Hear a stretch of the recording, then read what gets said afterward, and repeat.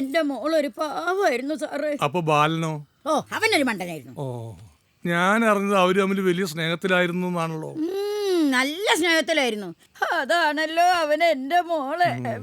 നിങ്ങൾക്ക് ഉറപ്പാണോ അവനാണത് ചെയ്തതെന്ന്? അവനല്ലാതെ ആര് ചെയ്യാനാ സാറേ? ഹോ, ഗൾഫിൽ നിന്ന് വന്നിട്ട് അവൻ ഈ വീട്ടിലുണ്ടാക്കിയ ഒരു പുകില്.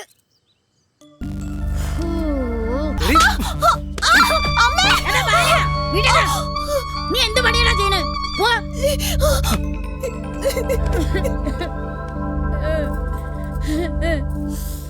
അത്രയ്ക്ക് ദുഷ്ടനായിരുന്നു സാറേ അവന്. ദുഷ്ടനായതുകൊണ്ടായിരിക്കാം സ്ഥലം, വീട് എല്ലാം. എന്തായാലും ശരി, നമുക്ക് വീണ്ടും കാണാം. അല്ല സാറേ, എന്നാ ഇത് പത്രത്തിൽ വരിക? അടുത്ത് തന്നെ പത്രത്തിൽ വരും. എല്ലാത്തിനും ഒരു നല്ല സമയം നോക്കണമല്ലോ. അടുത്ത തവണ വരുമ്പോ ഞാൻ ഫോട്ടോഗ്രാഫറെയും കൊണ്ടുവരാം. നമുക്ക് ചേച്ചിയുടെ കുറെ നല്ല ഫോട്ടോ എടുക്കണം. ഒന്ന് ഒരുങ്ങിക്കണം. അതെ, ഞാൻ ഈ ബ്യൂട്ടീഷ്യനിലൊന്നും പോവാറില്ല. എന്നാലും ഈ കുടുംബ പാരമ്പര്യമായിട്ട് കിട്ടിയ വർക്കത്ത് അതുകൊണ്ട് എപ്പോ വേണേലും ഫോട്ടോ എടുക്കാം. എന്നാലേ ഞാനൊരു ബ്യൂട്ടീഷ്യനായിട്ട് വരാം. ശരി സാറേ.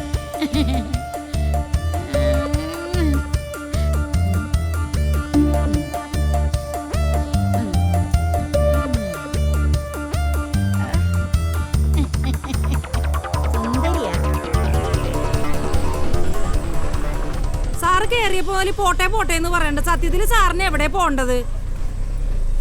പാലൻ പോയ സ്ഥലത്തേക്ക്. പാലം പോയ സ്ഥലത്താ? എന്ത് ചെവി കേൾക്കൂലേ? ബാലം പോയ സ്ഥലത്തേക്ക്.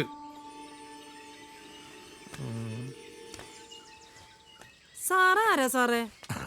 ഞാനൊരു പത്രക്കാരനാ. എന്റെ പൊന്നു സാറേ, എന്റെ പേരൊന്നും പത്രത്തിൽ എഴുതി പിടിപ്പിച്ചേക്കല്ലേട്ടാ. 2 പെൺപിള്ളേരെ വളർത്താൻ വേണ്ടി ഓട്ടോറിക്ഷ ഓടിക്കണേണ് സാറേ. അത് ആൾക്കാർ പറഞ്ഞു. മിനി ചേച്ചിയുടെ ഹാർഡ് വർക്കിന്റെ കഥ.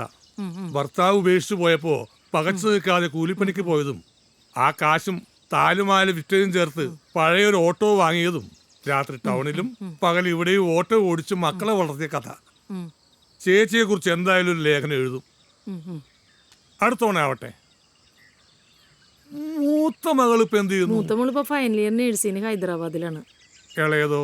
അവള് +2 പഠിക്കുന്നു. എന്തായാലും വെക്കേഷന് മക്കൾ വരുമ്പോൾ ഒരു ഉഗ്രൻ ലേഖനം ഞാൻ എഴുതും. ചേച്ചിയുടെ നമ്പർ പറ. അതെ, 9544309347. ഒരു മിനിറ്റ് ഫോട്ടോ എടുക്കട്ടെ. ചേച്ചി ബാലൻ ഇറങ്ങിയത് ഇവിടെയാണോ? അത് ഇവിടെ തന്നെ എത്തിയപ്പോഴാണ് അവൻ ഓട്ടോറിക്ഷ നിർത്താൻ പറഞ്ഞത്. എന്നിട്ട് ഇത് അവിടെ നിന്ന് ഒരു കമ്പി എടുത്തവൻ. എന്നിട്ട് കമ്പി എടുത്തിട്ട് അവൻ വണ്ടി കയറിയിട്ട് പറഞ്ഞ് രണ്ടിലൊന്ന് തീരുമാനിച്ചിട്ടേ കാര്യമുള്ളൂ പറഞ്ഞ അവനവിടെ ഇറങ്ങി അങ്ങോട്ട് പോയങ്ങാട്. ബാക്കി പൈസ പോലും എൻ്റെ അവൻ മേടിച്ചില്ല സാറേ. ഈ രണ്ടിലൊന്ന് തീരുമാനിക്കാന്ന് പറഞ്ഞ നിശ്ചയം കൊല്ലൂന്നാണോ? അതെനിക്ക് അറിഞ്ഞൂട് സാറേ. പിന്നെ പോലീസിന് കൊടുത്ത മൊഴി? അത് പിന്നെ അത് വേറെ. ഓട്ടോ പുതിയതാണല്ലേ? പുതിയതാ. അത് കഴിഞ്ഞ ആഴ്ച റെഡി ക്യാഷിന് അല്ലേ? അതെ അതെ.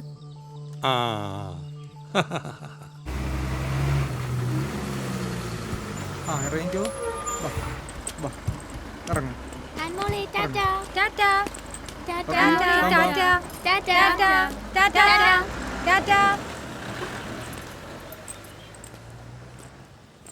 ആൻമോളെ, മോക്കെന്നെ മനസ്സിലായില്ലേ? ഞാൻ ദീപങ്ങള്. കഴിഞ്ഞ വർഷം മോളുടെ ആദ്യ കുർബാനൊക്കെ ഒന്ന് ഓർമ്മയില്ലേ? ഇതാ മോളെ അന്ന് ഞാൻ എടുത്ത ഫോട്ടോ. മോള് മമ്മിയാണ് നോക്കുന്നത്. ഇതാ ഇപ്പൊ വരും. ഇതാ വീട് വരെ പോയതാണേ. ടോയ്ലറ്റ് പോവാനേ. ഐസ്ക്രീം. 2 ഐസ്ക്രീം. എത്രയാ? 50 രൂപ.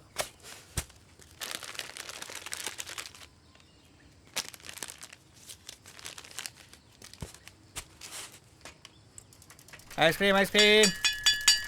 വേണ്ട അങ്കിൾ, അപരിചിതരോടൊന്നും വാങ്ങി കഴിക്കരുതെന്നാണ് മിസ് പറഞ്ഞിട്ടുള്ളത്. അതിന് ഞാൻ അപരിചിതനല്ലല്ലോ, മോളുടെ പപ്പയുടെ കൂട്ടുകാരനല്ലേ.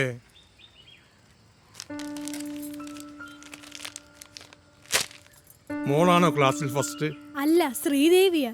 ആ ചിലപ്പോൾ ക്ലാസ് ടെസ്റ്റിനൊക്കെ ടോണിയും ആവും. ആ. മോക്ക് പോലീസിനെ പേടിയാണോ?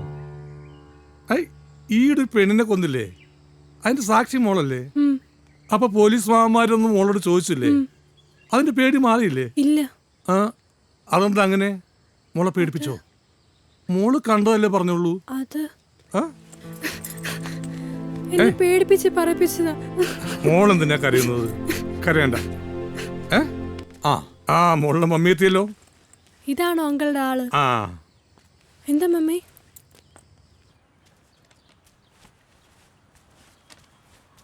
സ്ഥലമാണെന്ന് പറഞ്ഞപ്പോ ഇത്ര ഗംഭീരമായിരിക്കുമെന്ന് കരുതിയില്ല.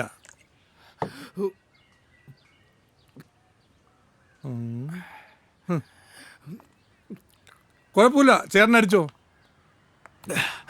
എന്നോട് സ്നേഹം കാണിച്ച ഒരു കുറവാ സാറേ. രാഘവൻ എന്നും രണ്ടാം തരക്കാരനാ. അങ്ങനെ ഒന്നുമില്ല ചേട്ടാ. ഇപ്പൊ ഈ മോളുടെ കാര്യം ഓർത്തിട്ട് ചേട്ടന് ഓരോന്ന് തോന്നുന്നതാ. ഒരു തോന്നലാണല്ലോ സാറേ ജീവിതം. അന്ന് എനിക്കും തോന്നി ജീവിതം ശരിയാവുമെന്ന്. എന്നാൽ അതോടുകൂടി ഞാൻ തന്നെ വലിയൊരു തെറ്റായിപ്പോയി. ചേട്ടന് മോളുടെ കാര്യത്തിൽ ആരെങ്കിലും സംശയമുണ്ടോ? സംശയമോ? എനിക്കൊന്നും അറിയത്തില്ല സാറേ. സാധാരണ രീതിയിൽ പെൺകുട്ടികൾക്ക് അച്ഛനോടല്ലേ കൂടുതൽ അടുപ്പം തോന്നാറ്, അതുകൊണ്ട് ചോദിച്ചതാ. ഏതച്ഛൻ ദാനം കിട്ടിയതിൻ്റെ വില നോക്കേണ്ടതുണ്ടോ സാറേ? ചേട്ടൻ എന്താ ഉദ്ദേശിക്കുന്നത്? ഓരോ രാത്രിയും നമ്മൾ കരുതും നേരം വെളുക്കുമ്പോൾ എല്ലാം ശരിയാവുമെന്ന്. അന്ന് രാത്രി ഞാനും കരുതി എല്ലാം ശരിയാവുമെന്ന്. പക്ഷേ നേരം വെളുത്തപ്പോൾ അതേ പകൽ. ഇരുട്ടത്ത് നടന്നത് എപ്പോഴും കറുത്ത് തന്നെ ഇരിക്കും സാറേ. രാഘവ, ഇനി ഒന്നും ആലോചിക്കണ്ട. വത്സ അങ്ങ് കെട്ട്. എന്നാലും ഒരെന്നാലും ഇല്ല. അടുത്ത ക്യാബിനറ്റ് കഴിയുമ്പോൾ ഞാൻ മിനിസ്റ്ററാ. പിന്നെ നീ ആരാ? എടാ, ഇതൊക്കെ തൽക്കാലത്തേക്കുള്ളൊരു ഏർപ്പാടല്ലേ. വത്സ ഗർഭിണിയാണെന്ന് പുറം ലോകം അറിഞ്ഞ എൻ്റെ രാഘവ അറിയാലോ, പിന്നെ TP തീർന്നു. എടാ, എൻ്റെ പെങ്ങളെ നിനക്ക് ഞാൻ കെട്ടിച്ചു തരും, സത്യം. നിങ്ങൾ തമ്മിൽ ഇഷ്ടത്തിലാണെന്ന് എനിക്കറിയാം. എനിക്ക് പേടിയാ സാറേ, എല്ലാവരെയും പേടിയാ. ചേട്ടൻ എന്തിനാ പേടിക്കണത്? സാറിനറിയില്ല അതിനുശേഷം ഞാൻ അനുഭവിച്ചത്. പാർട്ടി പ്രവർത്തകയുമായി അവിഹിത ബന്ധമെന്നൊരു ആരോപണം. അന്വേഷണ വിധേയമായി പാർട്ടിയിൽ നിന്ന് പുറത്താക്കി. നാട്ടുകാരുടെ മുമ്പിൽ അവളെ ഭാര്യയാക്കേണ്ടി വന്നു. അതോടെ ലീഡറുടെ മുമ്പിൽ പോകാൻ പറ്റാതായി. TPയുടെ വിടാതെയുള്ള ഉപദ്രവം. എനിക്ക് പേടിയാ സാറേ. TP എന്നെ കൊല്ലും. മരിക്കാൻ എനിക്ക് പേടിയാ. ചേട്ടൻ വിഷമിക്കാതിരിക്കേ, എല്ലാത്തിനും സമാധാനമല്ലേ? ആ, ദേ ചേട്ടനുള്ള ആൾക്കാർ വന്നു. ആ, സാർ, ഒരു പത്രക്കാരൻ പുറത്തു വന്ന് നിൽപ്പുണ്ട് സാർ. വരാൻ പറ. Sir, good morning sir. Good morning. നോക്കടോ, താൻ എഴുതി വെച്ചിരിക്കുന്നത് മുഴുവനും ഊളത്തര. നിഷ കേസ് മര്യാദയ്ക്കല്ല അന്വേഷിക്കുന്നതെന്ന്, ഫാബ്രിക്കേറ്റഡ് ആണെന്ന് ഒക്കെയല്ലേ താൻ എഴുതി വെച്ചിരിക്കുന്നത്. ഇതൊക്കെ സത്യമാണ് സാറേ. സത്യമാണെന്ന് താൻ പറഞ്ഞാൽ മതിയോ? എൻ്റെ അന്വേഷണത്തിൽ കണ്ടെത്തിയത് ഇതൊക്കെയാണ്. എന്നാൽ പിന്നെ ഒരു പണി ചെയ്യാം. നാളെ മുതൽ എല്ലാ കേസുകളും പത്രക്കാരെ ഏൽപ്പിക്കാം. ഞങ്ങൾക്ക് വെറുതെ ഇരിക്കാമല്ലോ. അല്ലെങ്കിലും നിങ്ങളൊക്കെ വെറുതെ ഇരിക്കുകയാണല്ലോ. തന്നോട് ഞാൻ ഇരിക്കാൻ പറഞ്ഞു. ഒരു മാനേഴ്സ് ഇല്ലേ? അത് പറയണോ സാറേ? സന്ദർശകർക്ക് ഇരിക്കാനല്ലേ സർക്കാർ കാശ് കൊണ്ടേക്ക് കസേര കൊണ്ടിട്ടേക്കണത്. എടോ, താൻ എന്നെ കലി പിടിപ്പിക്കരുത്. തൻ്റെ ID കാർഡ് കാണട്ടെ.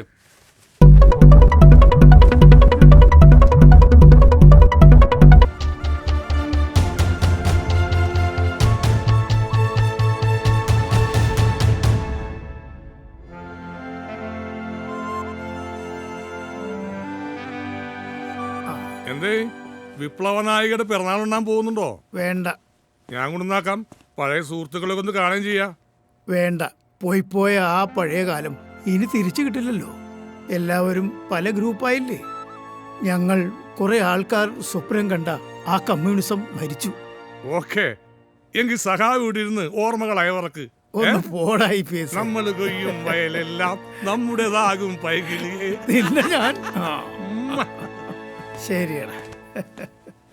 ബാലേന്ദ്രൻ, സംശയാസ്പദമായി താങ്കളെ SP ടോം കസ്റ്റഡിയിലെടുത്താണ്.